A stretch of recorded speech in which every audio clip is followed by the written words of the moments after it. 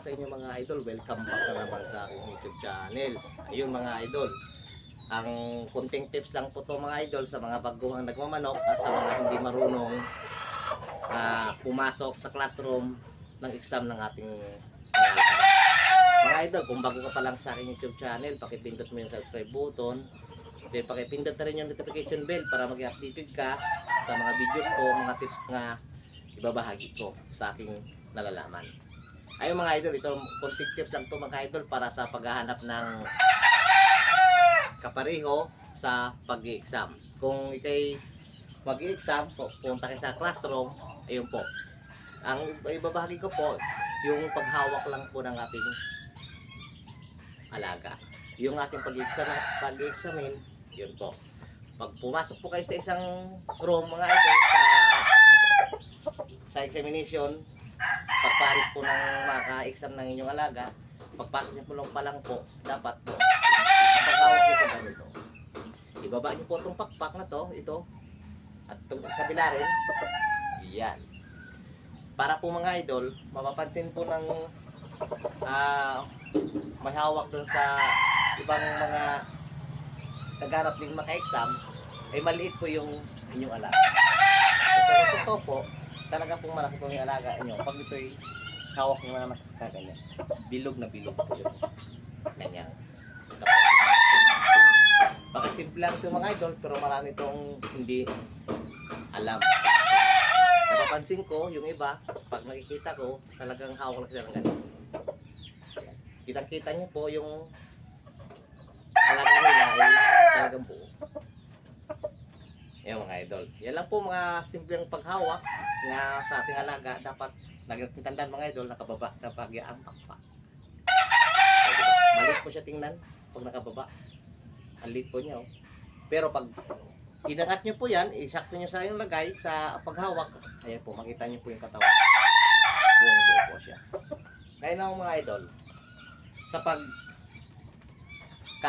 ng inyong alaga, pag meron na kayong natipuhan at may nakursunadahan na kayo sa mag-exam ng alaga, dapat mga idol, pag nagkahig kayo, itong buntot na to mga idol, ibaba nyo po ito ng pagganyan.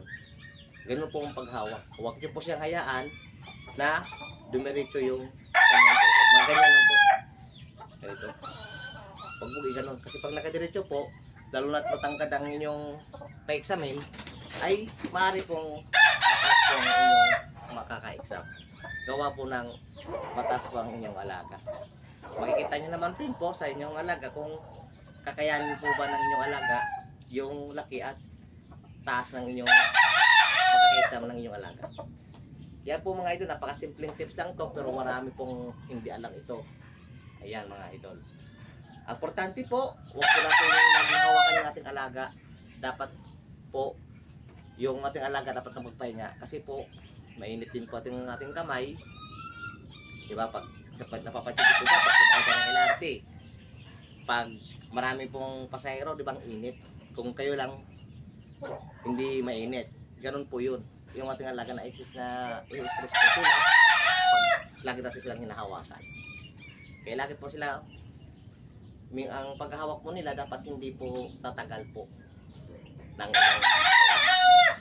kailangan lang po sa kanila, dapat meron kang scratch pin o kaya molding na mapaglagyan mo sa kanila para yung init ng katawan nila po ay hindi po mahigop ng ating alaga. Na-stress po ang ating alaga niyan mga idol. Ayan mga idol, napakasimpleng tips lang po to. Ayan. Ayan po, maraming salamat po pala sa mga susunod sa channel ko. Sa inyo maraming salamat. Sana po ay nakakuha kayo ng konting tips sa aking pag-share kung paano makahanap ng maka-exam ng iyong alaga. Eh mga idol, papansinin nyo po, talagang bilog po ang katawan ng ating alaga pag ganyan. Makikita nyo po yung likod ng manok.